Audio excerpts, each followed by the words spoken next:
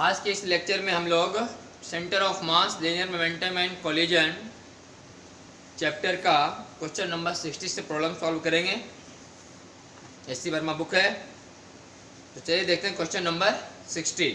59 तक का प्रॉब्लम हम लोग सॉल्व कर चुके थे।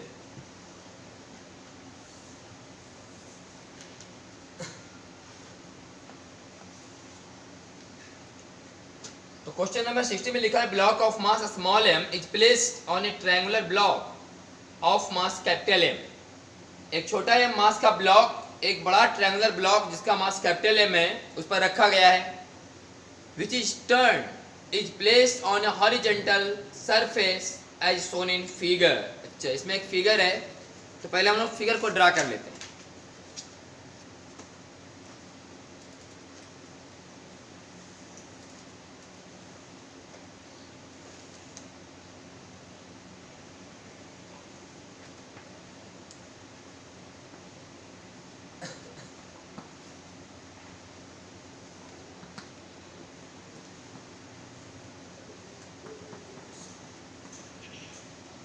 यही फिगर है आपका। All the assuming frictionless surfaces, सभी फ्रिक्शनलेस है।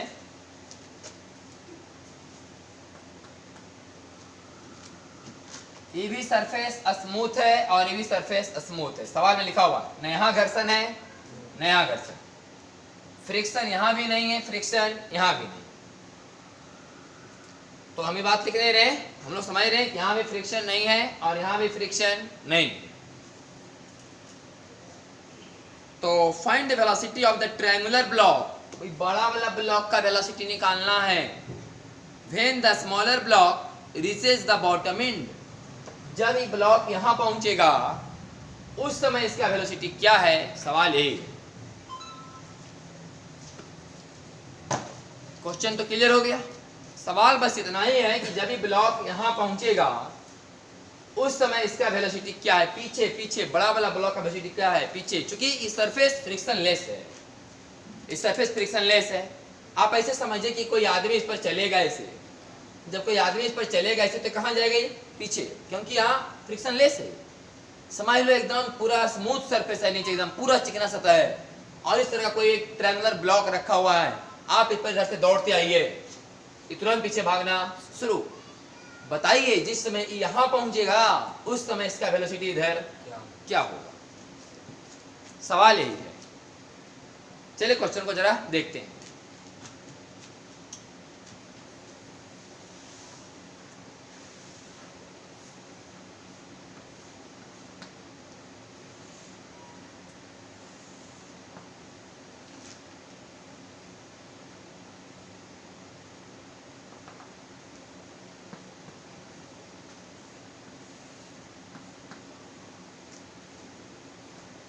मेन हमें निकालना क्या समझिएगा,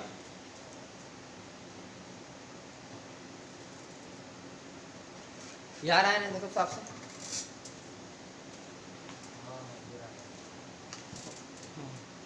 चलिए ध्यान से देखिए। तो ये जो m है जब ये यहां पहुंचेगा उस समय इसका वेलोसिटी क्या होगा। कैसे कैसे हम लोग क्वेश्चन को सॉल्व करेंगे, ध्यान सुनिए। सबसे पहले तो ये जानना जरूरी है, सबसे पहले यह जानना जरूरी है कि कितना एक्सीलरेशन से पीछे चलेगा। अगर ये निकालना है कि जब ये यहां पहुंचेगा, और क्वेश्चन में हमें लगता है कि h भी लिखा हुआ है।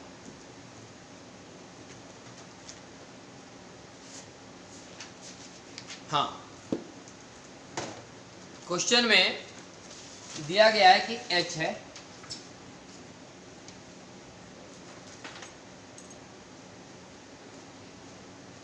h है। हमें निकालना है कि जब ये वाला ब्लॉक यहाँ पहुंचेगा, जब ये वाला ब्लॉक यहाँ पहुंचेगा उस समय इसका वेलोसिटी क्या होगा। जैसे ये चलना शुरू किया होगा, ये चलना शुरू करेगा तो पीछे भागना शुरू करेगा।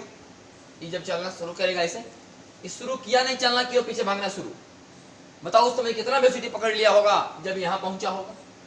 पहला बात तो ये निकालो कि कितना एक्सीलरेशन से पीछे भाग रहा है, कितना एक्सीलरेशन से पीछे भाग रहा है। और दूसरा ये निकालो कि कितना देरी में यहाँ से यहाँ पहुंचेगा। तब न इसका फॉर्मूला लगाएंगे v बराबर यू प्लस ए टी। अभी इसका चाल कितना है? बोले 0। अब इसका चाल 0 है और ये निकालो कितना एक्सीलरेशन से इधर चल रहा है। मेरा मकसद क्या क्या है? एक तो ये निकालना कि कितना एक्सीलरेशन से इधर चल रहा है। मान लो a0 से चल रहा है, मान लें कि a0 से कहां चल रहा है? पीछे। a0 एक्सीलरेशन से पीछे चल रहा है, पहला बात ये। दूसरा बात ये निकालना पड़ेगा कि इसे यहां से यहां तक आने में कितना समय लगेगा। जब ये पार्टिकल यहां से यहां तक आएगा तो इतना दूर आने में कितना समय लगेगा। लेकिन ये काम रुका हुआ नहीं हो रहा है, चलते चलते हो रहा है। ऐसे स्लाइड भी हो रहे हैं और चल भी रहे हैं, ऐसे हो रहा है काम। ये जो ब्लॉक है इस पर कोई ब्लॉक आ रहा है तो कहानी ऐसे हो रहा है, ये भी भाग रहा है, ये भी आ रहा है। तो कितना समय इसको यहां से यहां तक आने में लगेगा? जितना समय में यहां से यहां आएगा उतना समय यही चलेगा। तो हम आंसर लिख देंगे v बराबर u plus A T. T मतलब यहां से आने में लगा समय। हाँ समझ आ रहा है? टी यहां से यहां आने में लगा समय, छोटा वाला ब्लॉक को, m किलोग्राम वाले ब्लॉक को बॉटम तक आने में लगा समय। हमारा आंसर क्या होगा? Final answer a0 t। शुरू में चाल कितना है इसका? बोले 0। और अगर ये निकाला कितना तुरंत से जा रहा है? बोले a0 से। और ये यहां से यहां तक आने में जितना समय लगेगा उतने समय के बाद में निकालना अगर वेलोसिटी। क्या पूछ रहा है कि जब ये बॉटम पर आ जाएगा तब इसका वेलोसिटी क्या होगा? इसका मतलब टी क्या है कि m किलोग्राम के ब्लॉक को बॉटम तक आने में लगा समय। टी क्या है? m किलोग्राम ब्लॉक को बॉटम तक आने में लगा समय।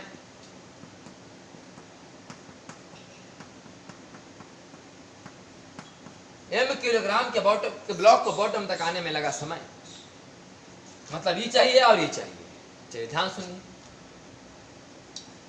तो ये यहां से यहां तक आने में कितना समय लगेगा, अब यह निकालने के लिए पहले यह जानना जरूरी है कि यहां से ये जो कितना तुरंत से चल रहा है। अगर ये आप निकालना चाहते हैं कि यहां से आने में कितना समय लगा तो पहले निकालेगा तब ना कितना तुरंत से ही आ रहा है। तो मान लीजिए कि ए एक्सीलरेशन से आ रहा है तो ये निकालना चाहिए हमको कि कितना एक्सीलरेशन से ये नीचे की ओर आ रहा है, पहले निकालना होगा। अगर ये ब्लॉक रुका हुआ होता तो ऐसे दिखाते हम लोग कि इसका एगो वेट, ये ब्लॉक का है mg, इधर एगो mg साइन अल्फा, इधर एगो mg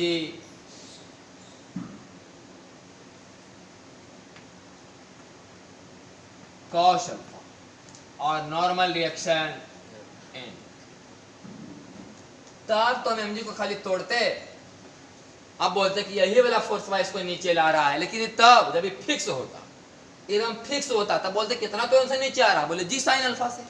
लेकिन ऐसे थोड़े है कि फिक्स है, ये तो फिक्स है ही नहीं, ये तो चल रहा है इधर, ये तो चल रहा है पीछे।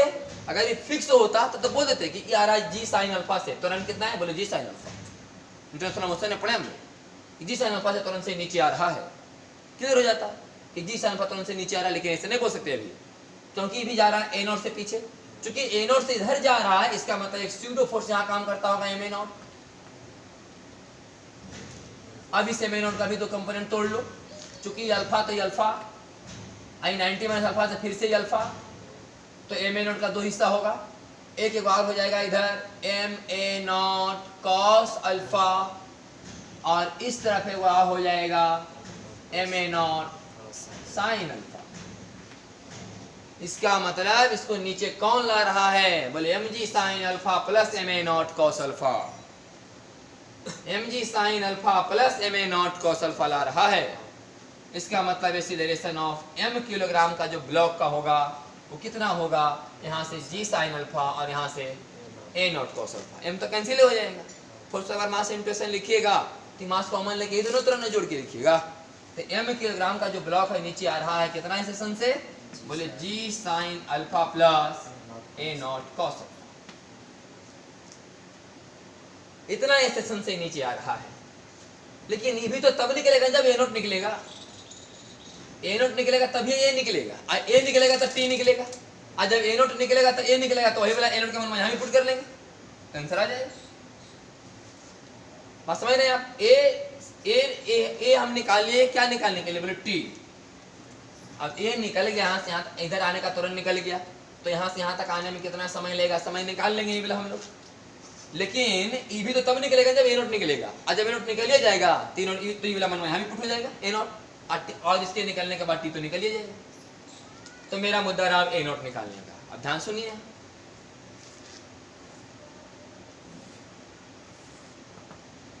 वास्तव में इसको पीछे कौन लेके जा रहा है? बोले नॉर्मल रिएक्शन। देखिए इसमें कितना बल लग रहा है, ध्यान देखिएगा। n plus M A not sine alpha, n plus M A not sine alpha बराबर एम जी कॉस अल्फा। तो n बराबर बोलो M G cos alpha minus M A not sine alpha. इतना रिएक्शन ही दे रहा है इधर, इधर जो रिएक्शन मिल रहा है उधर कितना, n का मान n बराबर यहां लिख लेते हैं direct M G cos alpha, M G cos alpha और minus M A not sine alpha. यह नॉर्मल रिएक्शन। इसका मतलब है कि यहां भी इतना ही बल लग रहा हो, एक्शन बराबर होना चाहिए। ई वाला ब्लॉक छोटा वाला ब्लॉक पर बल लगा रहा है, यहाँ छोटा वाला ब्लॉक पर, बड़ा वाला है इसमें हो रहा है ना एक्शन रिएक्शन। तो ये दे रहा है उसको कितना रिएक्शन, बोले एन का मान कितना, बोले इतना। इसका मतलब यहाँ भी तो नहीं लग रहा, इसका मतलब है कि यही जो बल इस पर लग रहा है ने, यही इसको पीछे धक्का मार रहा है। लेकिन इस धक्का नहीं मार रहा है, इसका दो हिस्सा देखिए, यह और यह। चूंकि कौन अल्फा है, चूंकि कौन अल्फा है, तो अगर ई अल्फा है तो ई अल्फा होगा, M G cos alpha M G sine alpha होता था ना, ये अल्फा है। और ये कितना, बोले एन का मतलब एन यही है, ई वाला इतना लग रहा है यहाँ बल, यहाँ जो बल लग रहा है M G cos alpha minus M A not sine alpha. तो यहाँ एन लिख लेते हैं, वास्तव में एन का मान है, वास्तव में एन इधर लग रहा है, लेकिन एक्शन तो बराबर ही होते हैं, तो मैग्नीट्यूड तो सेम ही होगा।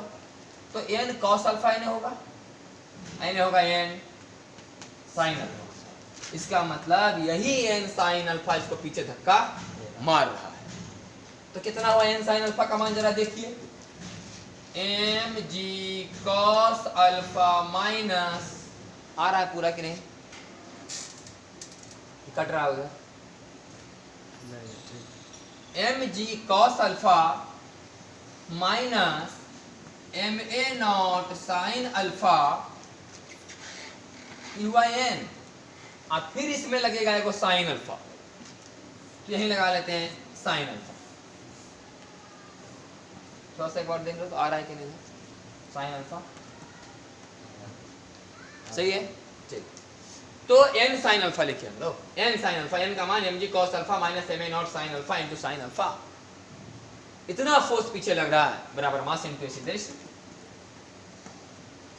और ये माना हुआ कितना तो उनसे पीछे जा रहा, बोले ए नॉट से। देखिए ए नोट का मान यहाँ से निकाल लेंगे हम। अब ए नोट का मान जब यहाँ से निकल जाएगा तो ए नोट तो निकल ही गया। अब ए नोट का मान यहाँ पुट करके हम लोग ई निकाल लेंगे, फिर से टी निकल जाएगा, और जब ये दोनों निकल जाएगा मल्टीप्लाई करेंगे आंसर। कहानी में इतना ही है, अब तो बस कैलकुलेशन है, जो करना था कर लिए सब कुछ। तो यहाँ से निकाल लेते हैं हम लोग। देखो ये भाई यहाँ से ए नोट कॉमन होगा, हम लिखते हैं डायरेक्ट, ए नोट कॉमन होगा तो बचेगा M plus M sine square alpha बराबर M G cos alpha sine alpha. यहां से नोट का मान आ जाएगा M G cos alpha sine alpha बटे M plus M sine square. इतना तुरंत से पीछे भाग रहा होगा। अब ये नोट का मान यहां पुट कर देंगे तो आ जाएगा एम, ए नोट का मान अब यहाँ पर क्या आ जाएगा एम, तो निकाल लो ये कि कितना तुरंत से नीचे आ रहा है भाई।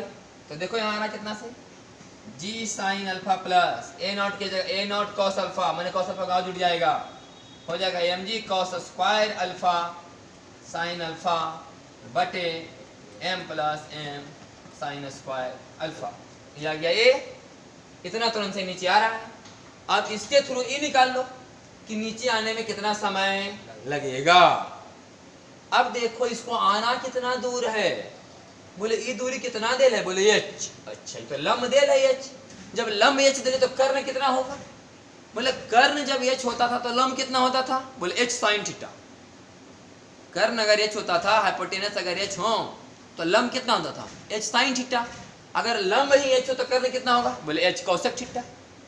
इसका मतलब यहां से यहां तक का जो दूरी है h कोसेक अल्फा। इससे निकालो कि अगर ये h है तो दूरी होगा h कोसेक अल्फा, माने h कोसेक अल्फा आने में कितना समय लगेगा, तो निकाल लो। h कोसेक अल्फा आने में समय लगेगा ut plus half a t square.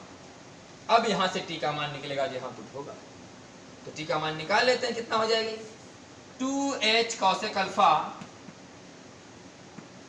बटा am का रूट बराबर t।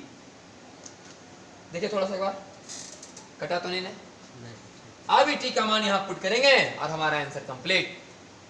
थोड़ा इसको हटाते हैं, अब सीधे मान पुट करते हैं ए नोट का और टी का, और हमारा आंसर कंप्लीट हो जाएगा।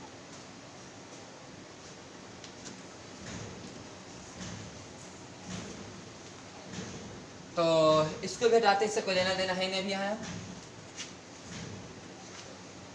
देखिए कर रहे हैं आप, आंसर मेरा ए नॉट टी है, answer is A naught T. A naught का मान वहां से भाई बोले M G cos alpha sine alpha बटे M plus M sine square alpha, T का मान under root 2h cosec alpha बटा am। हम तो बोले सारा इसको भी रूट में डाल दो, इसको भी रूट में ही डाल दो, तो M square G square cos square alpha sine square alpha बटा M plus M sine square alpha का होल स्क्वायर, और यहाँ एगो 2h कोसेक अल्फा और नीचे एगो am का मान। am का मान अगर हम यहाँ एलसीएम ले लें तो नीचे m plus m sine square alpha और यहाँ mg sine alpha, mg sine alpha और छोटा mg साइन क्यू अल्फा, छोटा mg sine cube alpha plus देखो ये वाला mg cos square alpha sine alpha. आखिरी रूट यहां तक जाएगा,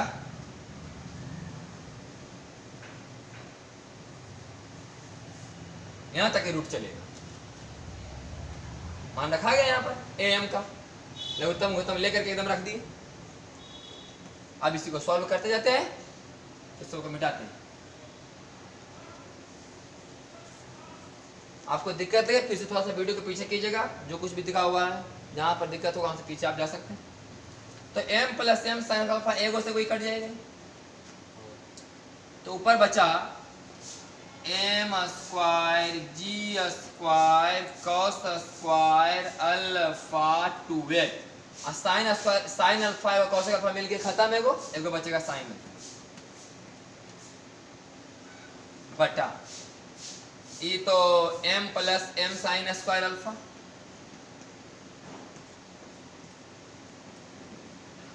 और यहां से mg और एगो साइन अल्फा कॉमन है, छोटा mg साइन अल्फा कॉमन है, पहले तो बड़ा mg साइन अल्फा होगा, एगो छोटा mg साइन अल्फा कॉमन है, तो यहाँ बचेगा साइन स्क्वायर अल्फा, यहाँ से बचेगा कॉस स्क्वायर अल्फा बराबर 1 का रूट। हम आंसर मिला ले,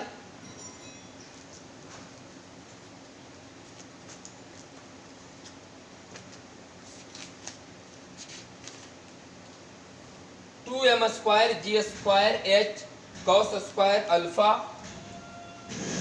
अच्छा, ये साइन अल्फा से sine alpha cancel, m square 2m square g 2m square. अच्छा, यहाँ से g कॉमन, यहाँ से g कॉमन और एक g कैंसिल, तो 2m square g h cos square alpha, नीचे m प्लस m और m प्लस m, और यहाँ हो गया एगो m साइन अल्फा,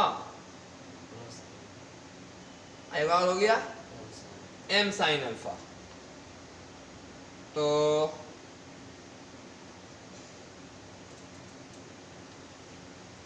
यहाँ कहीं गड़बड़ कर दिया लगता है।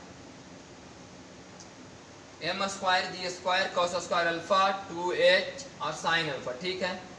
और ये को कटा तो बचा m प्लस, अच्छा m साइन स्क्वायर अल्फा एक साथ ना, यहाँ गड़बड़ हो गया था, एक साथ होगा ये। और यहाँ से mg साइन अल्फा और यहाँ से mg cos अल्फा, तो e साइन अल्फा कटेगा, e साइन अल्फा बाहर आएगा, e साइन अल्फा कट जाएगा, और e और g बाहर आएगा तो एगो g कट जाएगा, तो आ जाएगा answer 2m square g cos square alpha h, ठीक। और नीचे को m प्लस m एगो m plus m sine square alpha का, यही आंसर। लंबा चला। दूसरा तरीका देखिए एकदम एक लाइन में आंसर।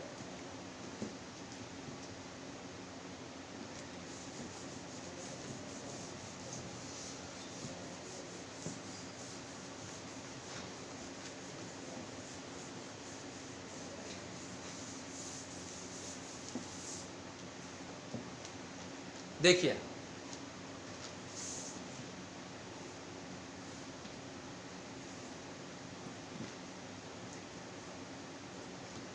क्वेश्चन तो यही है कि ई वाला ब्लॉक जब यहां पहुंचेगा उस समय कितना, इसका वेलोसिटी क्या होगा। सवाल तो यही है कि जब ये ब्लॉक यहां पहुंचेगा उस समय इसका वेलोसिटी क्या होगा। सवाल को थोड़ा अच्छा फीलिंग आए इसके लिए थोड़ा ऐसा बनाते हैं।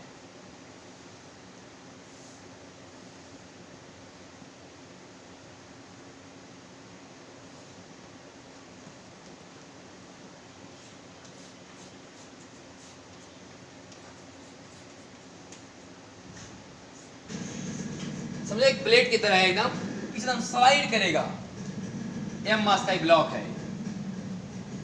आज तक वो रखा हुआ छोटा वाला m, यहाँ वो रखा हुआ इस पर छोटा वाला m,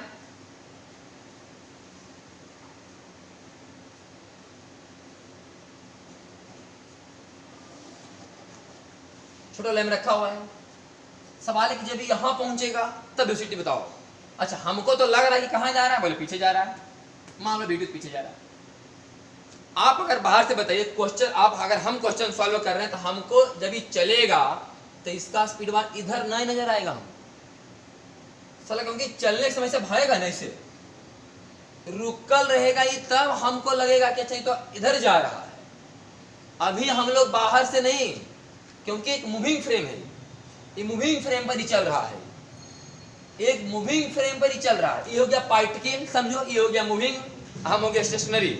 तो velocity of particle with respect to stationary man बराबर velocity of particle with respect to moving man, अब plus velocity of moving man with respect to station.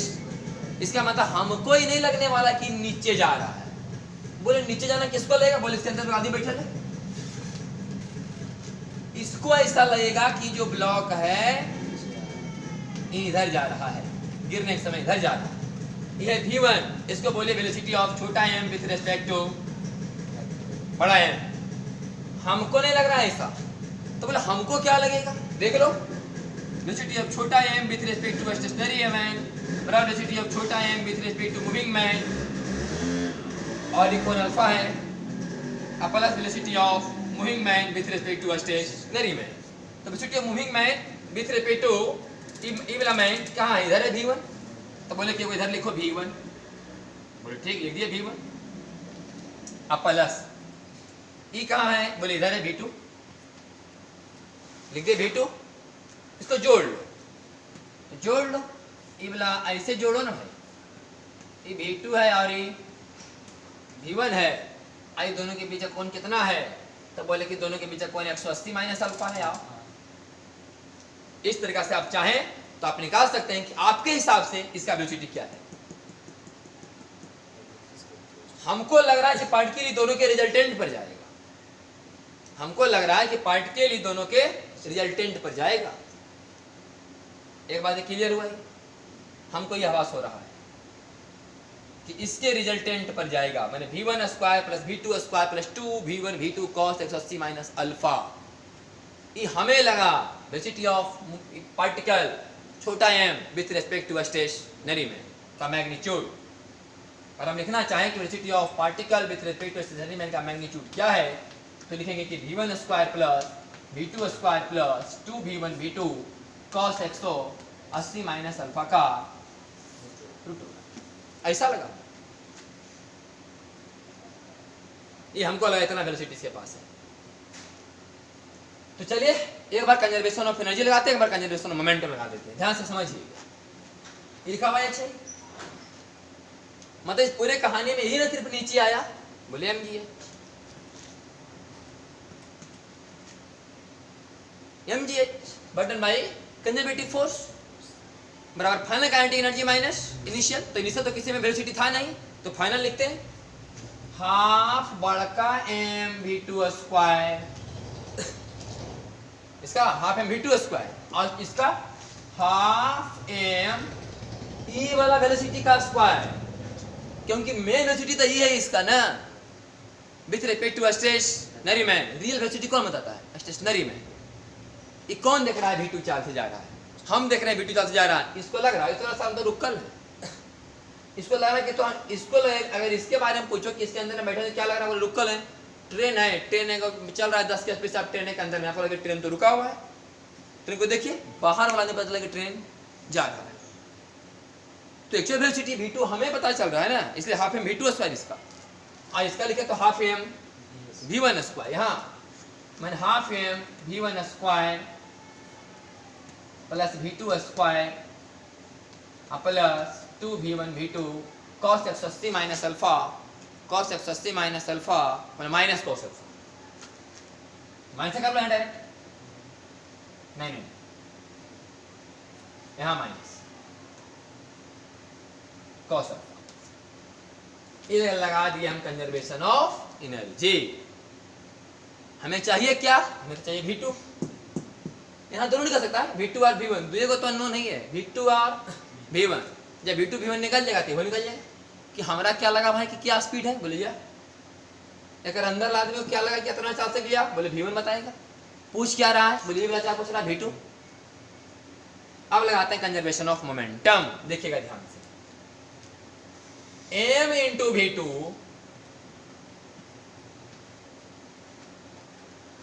m into V2 बराबर m इंटू इसका velocity इधर वाला, ई वाला वस्तु यहां से कुछ तो इधर आया होगा ना, देखो यहाँ था यहाँ आ रहा है, इधर भाग रहा है, ई वाला वस्तु इधर भाग रहा है, इधर भाग रहा है, आई कहाँ जा रहा है? पीछे। तो इसका मास इंटू वेलोसिटी बराबर इसका लिखेंगे मास इंटू वेलोसिटी। लेकिन कौन वेलोसिटी? एक्चुअल वाला। हमको क्या लगा, देखो हमको क्या लगा, ध्यान समझिएगा, यही मेन मुद्दा है। ई V1 किसका चाल है, बोले ई देखा कि ये जा रहा है V1 से, हम ही कह सकते कि ना ई साला देख रहा है कि अन्य नया जा रहा है V1 से, ई देख रहा है कि अन्य जा रहा है V1 cos अल्फा से, अन्य जा रहा है V1 sin अल्फा से, इसमें कोई दिक्कत नहीं है। ई देखा ना किधर जा रहा है V1 से, ऐसा नहीं बोलो, बोलो किधर जा रहा है V1 cos अल्फा से, इधर जा रहा है V1 sin अल्फा से, कोई दिक्कत नहीं है। बोल ऐसा क्यों करे, क्योंकि हमको मोमेंटम इससे तरफ निकालना है। अब देखो पता चल गया, अब इस आदमी को लग रहा है, इस आदमी को लग रहा है कि ई जो है इधर जा रहा है V1 cos अल्फा से, किसको? इसको लग रहा है कि जा रहा है V1 cos अल्फा से, तो हमको क्या लगेगा, बोले V1 cos alpha plus V2। अभी लिखे थे ना V1 प्लस V2, अब आप कहते हैं V1 प्लस V2, तो ये एक्चुअल रियल डायरेक्शन हो गया इसका। ये जो हम देख रहे थे, हम देख रहे हैं बाहर से, इसका ये जो है, ये दोनों को जोड़ने के बाद जो भी डायरेक्शन आएगा देखो ये दोनों को जोड़ेंगे नहीं तो रिजल्टेंट डायरेक्शन कैसा आएगा, देख लो अपने मन से समझो। इस वेक्टर में वेक्टर को जोड़ेंगे तो ऐसा कुछ आएगा कि नहीं आएगा। मतलब हमको एक्चुअल में लगा कि ई जो वस्तु है इससे भाग रहा है, क्योंकि सामने भाग रहा है और इधरों भाग रहा है, हमको इधर भाग रहा है। लेकिन अभी कंजर्वेशन मोमेंटम किधर लगाना चाह रहे हैं, इसकी तरफ। इसका एक साला पार्ट तोड़ लिए कि इसको लग रहा है साला कि किधर जा रहा है v1 cos अल्फा से, तो इसको लग रहा है कि नहीं जा रहा है v1 cos अल्फा से। हमारा थोड़े, हमारा तो लग रहा है कि v1 cos अल्फा से जा रहा है, आई जा रहा है पीछे v2 से। मान लो ट्रेन के अंदर में एक बच्चा इधर जा रहा है मान लो 20 की स्पीड से और ट्रेन में जा रहा है 5 की स्पीड से, तो ट्रेन में अंदर भले लग रहा है कि बच्चा 20 से जा रहा है, हमारा लग रहा है बाहर से 15 से जा रहा है, क्योंकि ट्रेन जा रहा है 5 से। बस ये बॉक्स जा रहा है v2 से, आई जा रहा है इस पर v1 cos अल्फा से। हमें लग रहा है साला v1 cos alpha minus v2, तो यहाँ लिखाएगा v1 cos alpha minus v2। ये हुआ कंजर्वेशन मोमेंटम इन एक्स डायरेक्शन। फिर का ध्यान रखो किधर चल रहा है सिस्टम।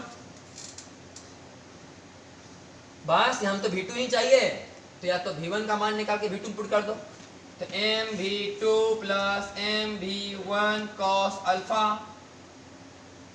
माइनस mv2 इधर ले आओ तो v नहीं, इसको बराबर कहाँ छोड़ दिया यहाँ, तो इसको इधर ले आएंगे तो m plus m into v2 और बटा m cos अल्फा बराबर v1। अब v1 का मान यहाँ पुट कर देंगे तो v2 का मान आ जाना चाहिए। देख लेते हैं।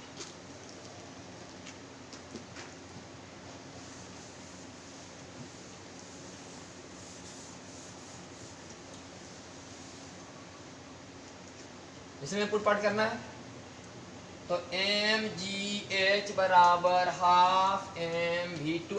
कैलकुलेशन जो हो जाए, दो ही समीकरण से आपका क्वेश्चन सॉल्व हो रहा है और बहुत आसान समीकरण से।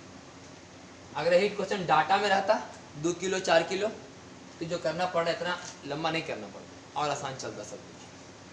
तो mgh बराबर half mv2 square plus half mv1 square. v1 square मतलब m प्लस m का होल स्क्वायर v2 स्क्वायर बटा m square cos square alpha, ये हुआ v1 square plus v2 square minus 2 v1 v2 का मतलब हम v2 आएगा तो v2 स्क्वायर हो जाएगा ही, तो m plus m v2 square आएगा ये कॉस अल्फा अब बटा नीचे m कॉस अल्फा।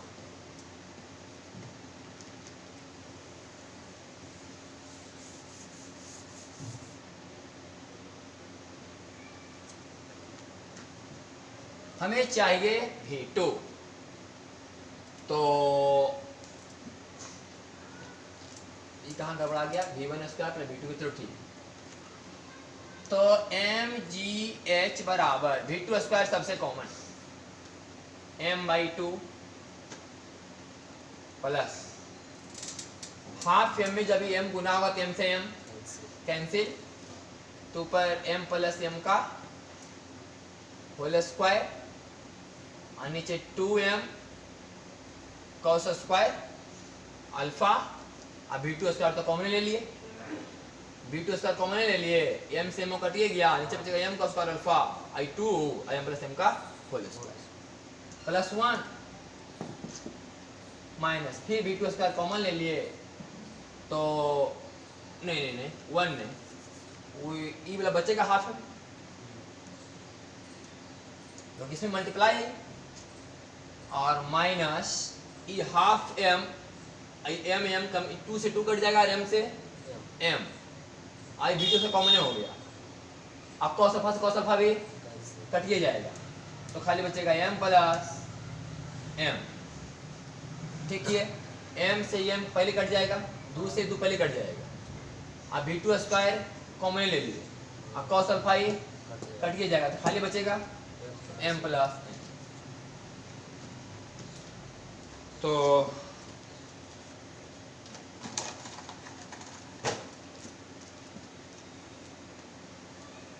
तो हो गया अब 2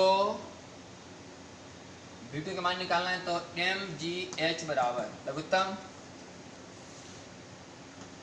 2m cos स्क्वायर अल्फा, तो 2 है तो mm cos square alpha plus m का होल स्क्वायर प्लस फिर 2 तो m square cos square alpha और माइनस 2m प्लस m और m cos स्क्वायर अल्फा, यह आ रहा है mgh, यहाँ V2 का स्क्वायर। तो ये 2m square cos square alpha gh ऊपर चला जाएगा, 2m square cos square alpha और g और h। नीचे कौन कौन आएगा?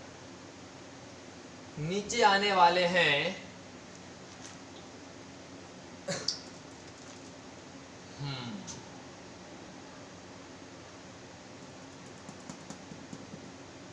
ऊपर में आंसर आया कि नहीं, 2m square cos square alpha gh, ठीक है।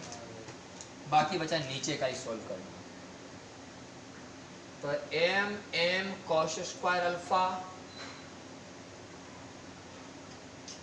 इससे कॉमन है m cos स्क्वायर अल्फा, तो बचेगा m प्लस m और इससे कॉमन है m plus m,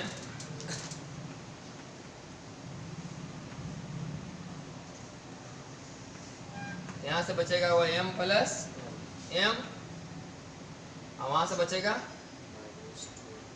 2m cos square alpha. इस दोनों से m प्लस m कॉमन लिए, तो यहाँ से m प्लस m और वहां से minus 2 m cos square alpha का बराबर V2। अब इस दोनों से कॉमन ले लेते हैं m प्लस m, तो यही कॉमन लेते हैं m प्लस m, तो आ जाएगा m प्लस m कॉमन लेंगे, यहाँ से बचेगा m cos स्क्वायर अल्फा आई माइनस 2m cos अल्फा बराबर minus m cos square alpha. ऊपर करके दिखाते हैं,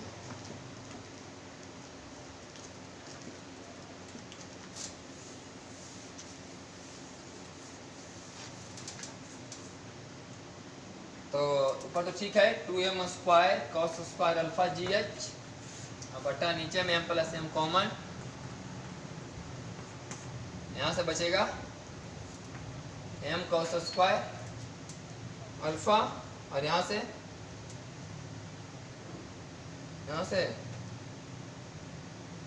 plus m minus 2m cos square alpha.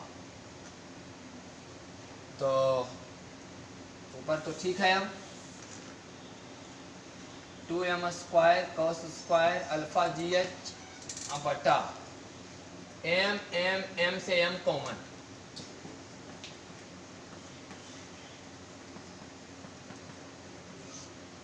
तो बचेगा यहाँ से 1, यहाँ से बचेगा cos स्क्वायर अल्फा और माइनस 2 cos स्क्वायर अल्फा बराबर माइनस cos स्क्वायर अल्फा बराबर sin स्क्वायर अल्फा, बचेगा m plus m sin square alpha. इसमें क्या हुआ कि इस रिलेशन में कोई खेला ही नहीं, सीधे लगा दे वर्क पावर एनर्जी और कंजर्वेशन ऑफ मोमेंट। चलिए अगला सवाल में आते हैं। 61 तो हो नहीं पाएगा अभी, तो रहने देते हैं, अगले क्लास में 61 करेंगे।